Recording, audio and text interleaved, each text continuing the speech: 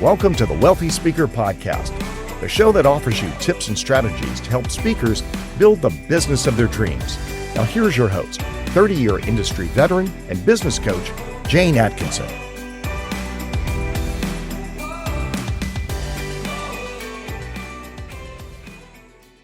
Well, welcome everyone to the Wealthy Speaker Podcast. Today on the show, we're going to be talking about how to be presentation ready. But what I mean by that is how to be ready for a sales presentation that gets you the business, that gets you the gig.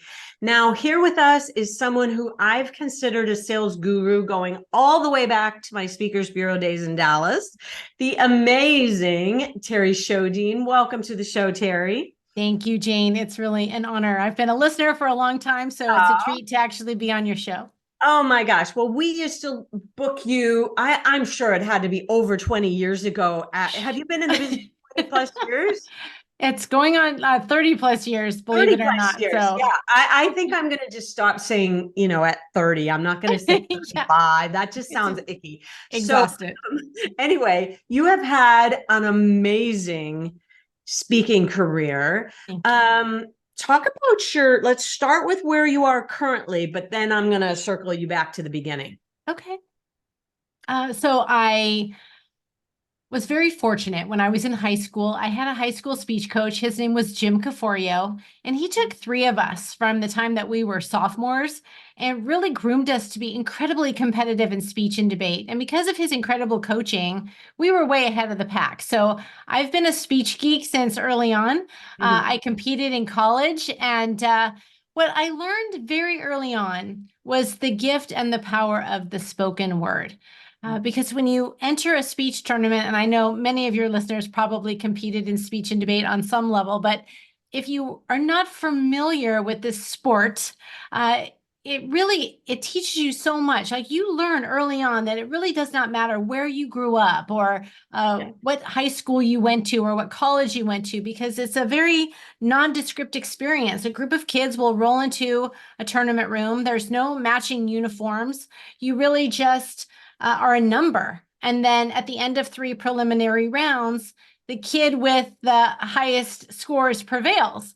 So for better, for worse, you get feedback early on, and I loved it. I found it intellectually stimulating, and the lessons that I learned so early on in speech and debate just transferred so nicely to what I'm doing today.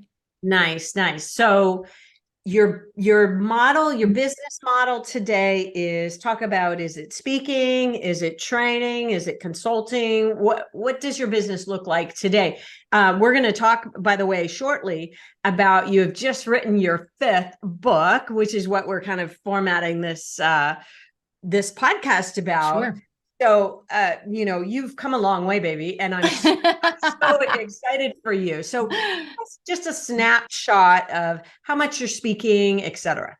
So predominantly, I'm still a keynote speaker, and then from keynoting spins into my workshop. So I have a fairly infamous workshop, which is lovingly called Hell Night, but we formally call it the Small Message, Big Impact Workshop, where I help people build and deliver more polished and persuasive sales presentations in a short period of time. So my niche is that I focus on helping people craft their sales presentation so that they can get the win, the deal, or the opportunity that they're looking for.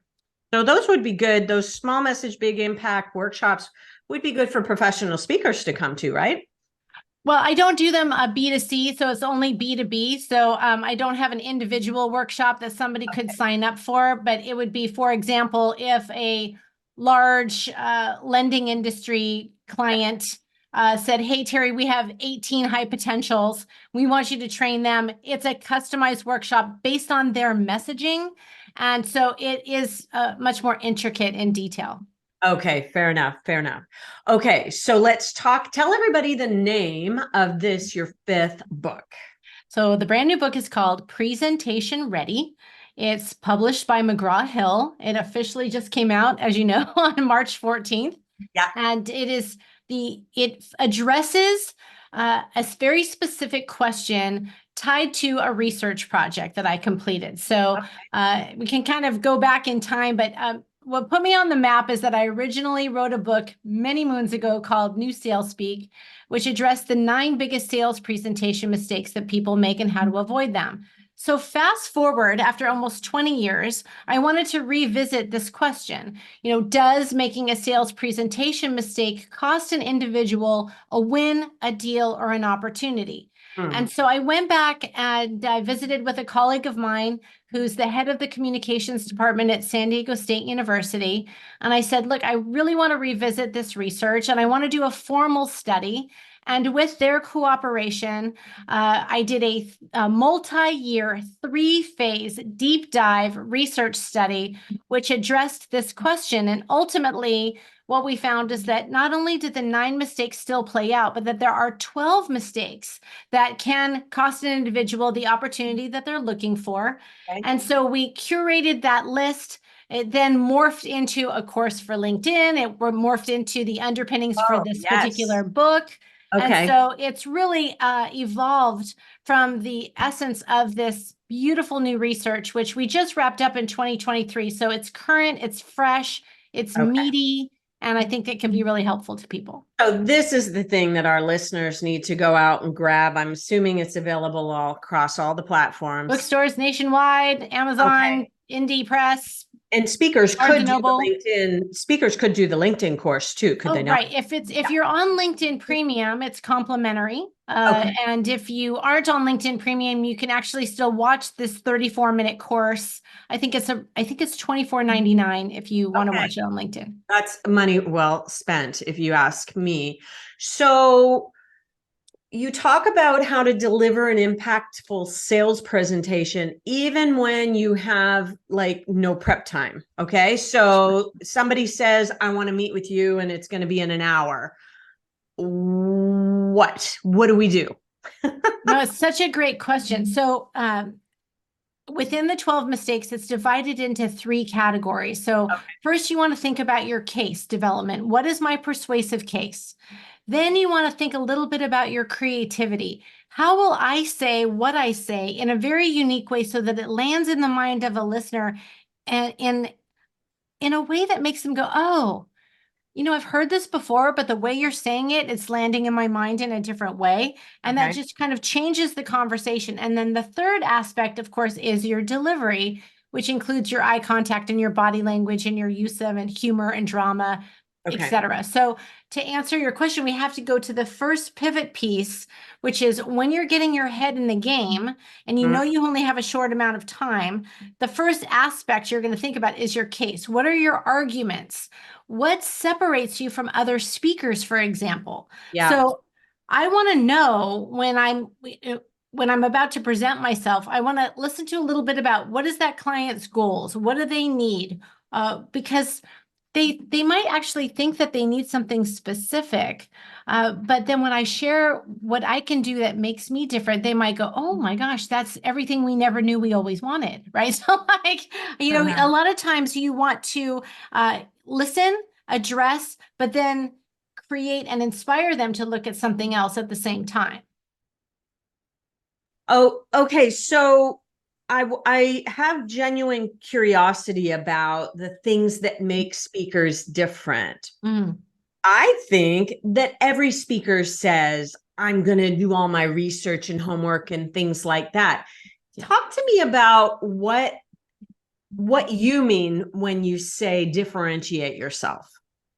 So we can even take my category, which is public speaking. I mean, if you type in public speaking in a search engine, I think you get something ridiculous like 10 million hits. So in the world of this specific lane, which is public speaking and persuasive presentation skills, I have a very specific lane that if you come into my lane, you better be prepared. And I mean that with love, because I have a formal research study that was done over 5 years that incorporates pre-pandemic, mid-pandemic, and post-pandemic legitimate research specific to a sales professional and how they get the wins or the deals. There is ROI that's measurable as a result of a workshop. We stimulate ideas that will help them to course correct faster. So I can help people save time and money. I help to do it a lot easier. And I do it in a way that really none of my contemporaries do. So when you're talking about your research, we're not talking about did you do your homework in the space. I'm speaking about tactical, practical, real live research that's measurable and statistically viable, right? This is real research. That's real research. And everybody, let's just assume that everybody does their homework. Let's just assume that everybody has a bazillion testimonials from people that say you're a good speaker. Like, set those things aside and really dig deeper is what I'm suggesting. And you have done, I mean, literally decades of research here that sets you apart. I think it's interesting. I've always known you in the selling space, but you really compete in the presenting to sell space. I do. That's like even a narrower niche. And I think that's, you've done a great job of going from this sales space, which is super, super broad, down to I can teach you how to give a presentation and be persuasive and get the business.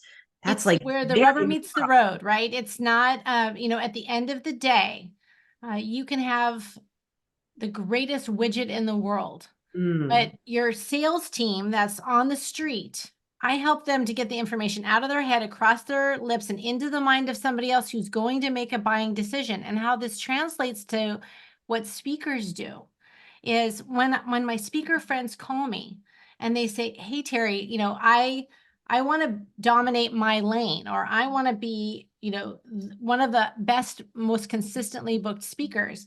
I'll say, okay, well, let's look at it from two perspectives. First of all, my mentors have always said, be the best at what you do because you are the best at what you do. Meaning, have you done your homework? Have you done your research? How are you addressing your topic in a way that is unique from your perspective? Yes. If you're using everybody else's research, you're really not a unique voice. So I think it's important for people to really do them, like figure out why your homework or why your research contributes to the conversation as a thought leader. You can't just call yourself a thought leader. You have to originate thought. And then research it. And then it's not something you call yourself. It's what somebody else calls you. Yes. It's very different if, Jane, you call me a thought leader in the space, or if I say I'm a thought leader in the space. It's ridiculous. Like I think it's a very interesting conversation piece about identifying what makes you unique and earning that moniker, if you and will. let's take a side little rabbit hole here for a second about doing the work, because you've been in this business for over 30 years. I've been in this business for over 30 years. We've both written more than 5 books or more. And I just think that there's something to be said for not expecting that year one, you're going to have this massive raging success. And I think you and I kind of probably stepped into the industry and because we were hustlers, we had a pretty good time in our year one, but that's not, but really expecting to dig down and do the work is something that I don't think the message can be said loud enough. Well, no, I love that we're talking about this because it also speaks to having longevity. Because you could even come out the gate and be hot. Like you could be the flavor of the year. We've seen lots of people that come in hot. They do really well for a year, maybe 2. And then there's somebody else that's hot. And so what we're really trying to do is you're trying to create a career that's going to stand the test of time, the highs and the lows, the evolutions, the morphing. I think of it like a band. The bands that have been really done very well, it's not because they're not the Knack and My Sharona that has one big great hit where they're the hottest thing.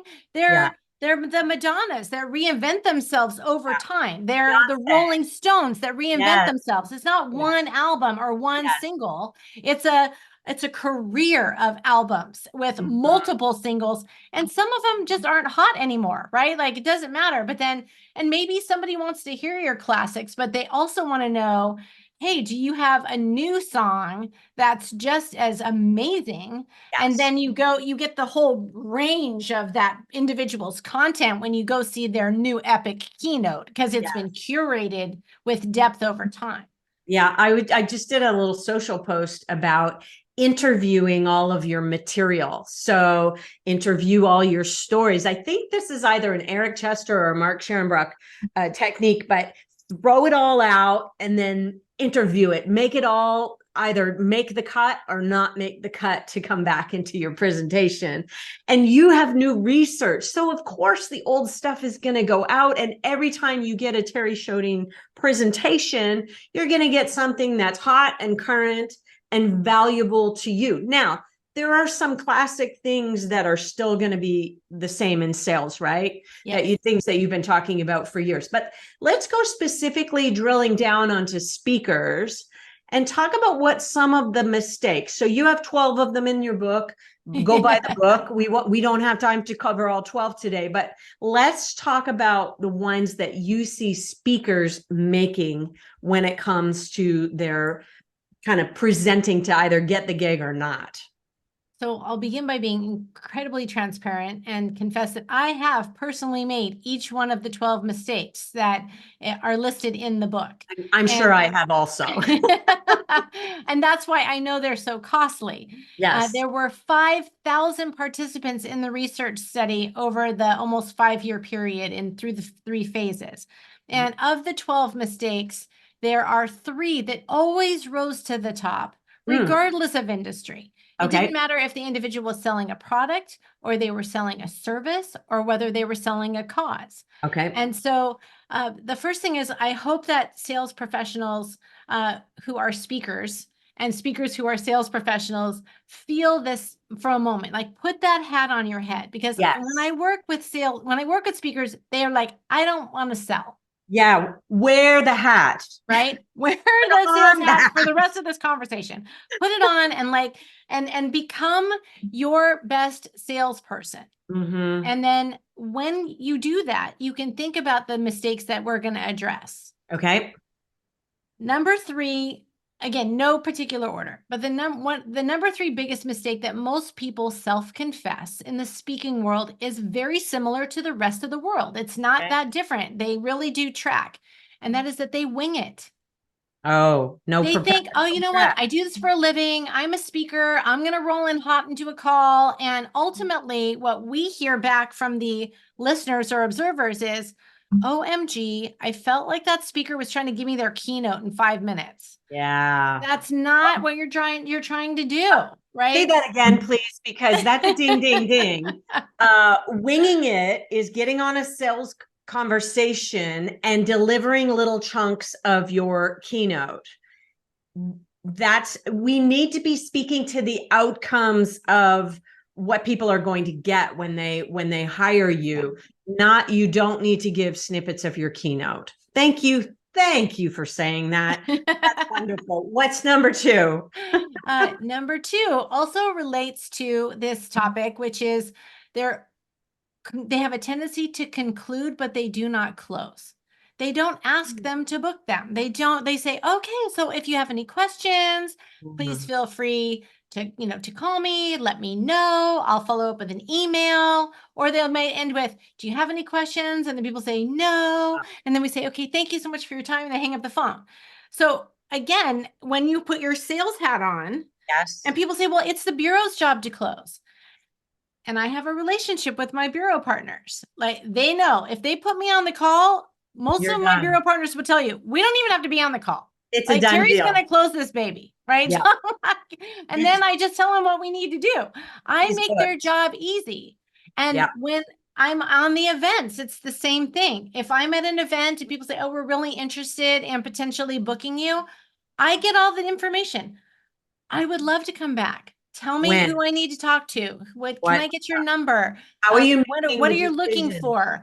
And then I find out what they need, whether I'm going to follow up with it directly or I'm going to hand it off to the bureau as a much more rich and solid lead. Oh, I love this conversation. What if the second last question is something around, okay, so we've had this conversation today. Can you tell me what your decision-making process is? Right. And they might say, well, you are speaker number 4 of 5, and we are going to go meet with the committee and blah, blah, blah, blah.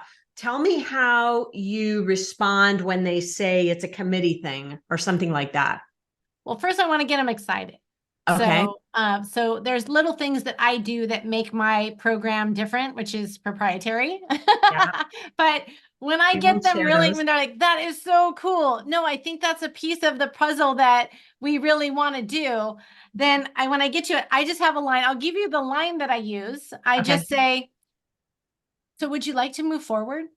Oh, so simple, so easy. Right? And if they It's say, not scary. so Like people you know say, what, I'm going to use that. please.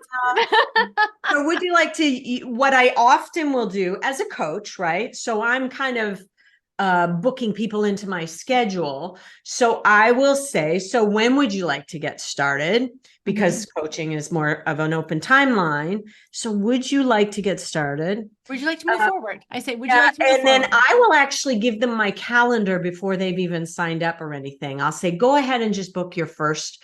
And now they've got it. And once they make the booking for their first coaching call with me, then we're done. I mean, the deal is done as far as I'm concerned. So would you like to get started? I Would mean, you like it's to move so forward? I say, would you simple, like to move forward? Yes. but how would you like to move forward? Yes. So how many people miss that? So so good. Okay, let's give them number 1. Okay, number one biggest mistake is that most people have become overly informative versus persuasive. They data dump. So winging it, number 3. Number 2 is they conclude they don't close. And number 1 is they're overly informative versus persuasive. Say Here's more the about difference. that. Okay. So most people say, but that's our job. Our job is to be informative. And I would argue, again, remember my background is in speech and debate. There is a big difference between an informative talk and a persuasive talk. An Okay. informative presentation by design is really supposed to be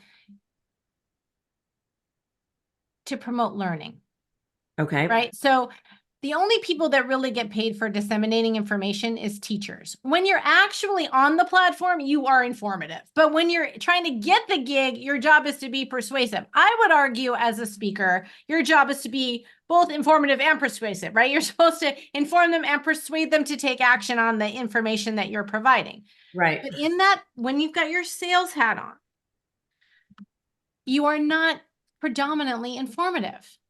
And let me explain why. Because again, an informative presenter is supposed to be unbiased. They're supposed to tell all sides of the story. They're supposed to be cooperative versus competitive, and their sole purpose is to promote learning. That's what an informative speaker does. So Okay. if I was to go out into the field and people will say, oh, we're looking at a speaker who speaks on presentation skills. If I was really just informative, I would say, oh, well, great. I brought all the information for Patricia Fripp and Phil Jones, and here's mine. And you can pick any one of us because I have no attachment to the outcome or who you choose. Unless I'm doing that, I'm not an informative presenter, right? Right. I'm a Right. persuasive presenter. I might say they are lovely. As a matter of fact, all, the 2 people that I just addressed that you're considering are friends. Right. However, this is what separates me from what Phil does versus what Patricia does. And this is how I feel I might bring a unique perspective for your audience. I want to be complimentary of them, but I'm going to be competitive. I want to be persuasive. You're going to share how you're different. Yes, you have to be able to clearly define what it is that makes you different and what the benefit is for them. Like, why do they need you? Why do they need you? And so again, that's the difference. And you're driving them through a process, which again is a much different conversation for a different day. But what a persuasive presentation does, a persuasive presentation by design has intent. It means it's a mutual process involving the presenter and the listener, but you want the listener to do something as a result of the message. It is cooperative versus competitive, and its sole purpose is to promote an action, right? You want them to do something. It has an ask. You get them so whooped up, they have to move forward with you. You have to ask them, right? If you don't ask them to do something, they're probably going to say, thank you so much for all this information. We'd like to think about it. And a lot of times speakers set themselves up for, and I'd like to think about it response. Which is the kiss of death. Not in a... It's certainly a delayed kiss. Yeah. Now tell me, with this topic that you have there been specific verticals, like people who sell big ticket items or people who sell luxury brands or, something? Has there been a really specific vertical that has said, we need that, Terri, you're our person in our space? So we only have so many hours in a day. Yes. So I target a very specific client base. I focus on people whose livelihood is dependent on their ability to build and deliver a persuasive presentation. So if you aren't in the presentation space, I'm probably not your girl. Yes. Like I'm not going to go after the customer service client. I'm going after the people who sell the client, and customer service takes care of them after the fact, right? So if you're in financial services, I'm your girl. If you're in pharmaceutical sales, I'm your girl. If you are, if you're selling a cause and people are like, I'm in the philanthropy space. That may be true, but if you don't get people to contribute to a time, talent, or treasure, then you just have a lovely cause with no money, right? So you're calling me for a very specific reason. You want to help your salespeople convert more transactions as a result of a presentation. Okay, so back to the ideas and the process. Talk a little bit about when you first, are a lot of your calls now on Zoom? Yes. Okay, so you get on the Zoom with a prospective client. How do you create connection with them quickly? Well, it depends on how much information and how much time you have, right? So if I have a client, then I know who they are ahead of time.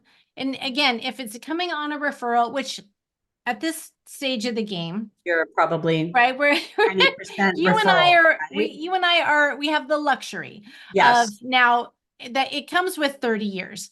A significant portion of our work comes from referrals, and then it comes from bureaus. So from those two perspectives, I can get a little bit more data about the individuals before I jump on the call. But then I'll just ask them like a big giant softball. I'll just say, thank you so much for the opportunity to visit with you today. Before we get started, I want to be respectful of your time. So can you tell me, what's really important to you in the speaker that you're about to select for this meeting? And do you have any specific outcome that you really want them to feel when that speaker walks off the stage? And they're like, you get right to it. And they're like, okay, well, she cares about us. Yeah. Immediately. And I'm going to take out a speaker who goes, I do this, and I do this, and I do this, and I do this. And I'm like, wow, I will take you out. I'm very competitive, right? Like and I hope that this is stimulating the minds of the speakers that are on the call, because I share all of this because I want you to win. Look, when the whole philosophy of the National Speakers Association is that there's plenty of pie. You just have to figure out what your slice of the pie looks like. And then I work to be the go-to girl. I want my clients, when somebody calls them and says, do you have a speaker referral? This is what our issue is. I want my clients to say, oh, you have to call Terri Sjodin for that. There's only one person. Yeah, there's only one person.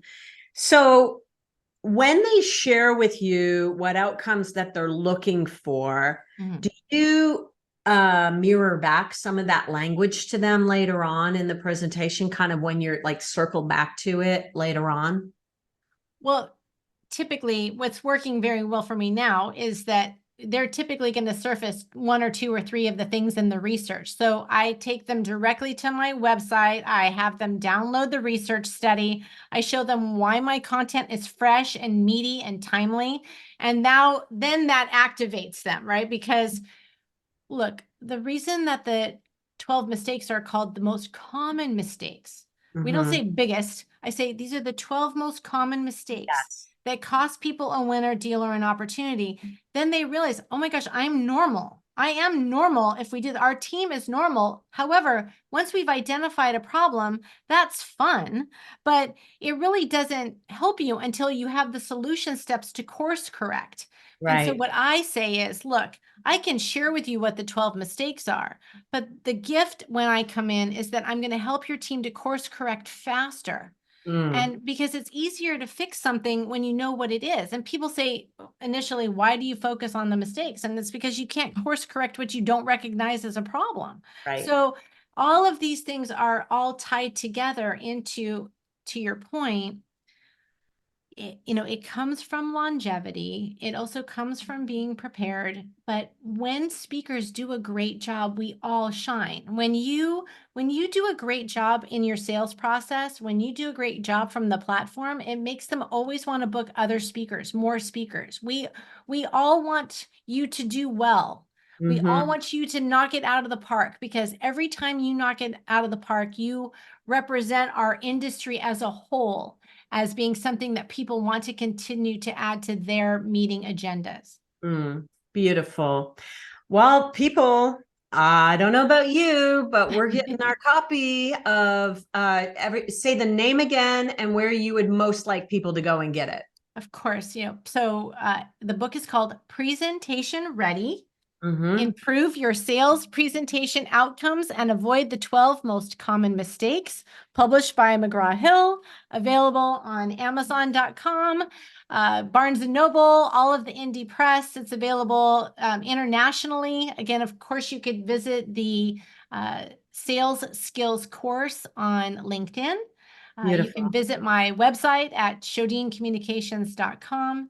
And, Let's spell that for everybody. It's S as in Sam, J as in John, O as in Oscar, D as in David, I as in Indian, N as in Nancy, SjodinCommunications.com. You can just type in TerriSjodin.com and it'll get you there.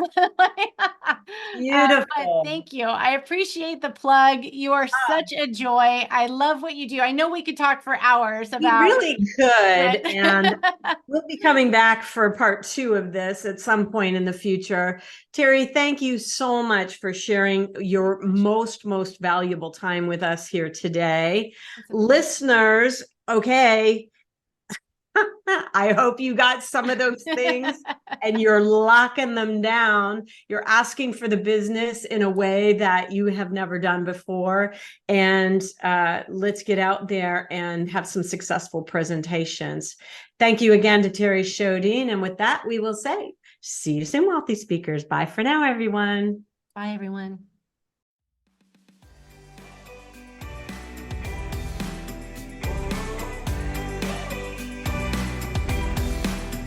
Thanks for listening to the Wealthy Speaker Podcast.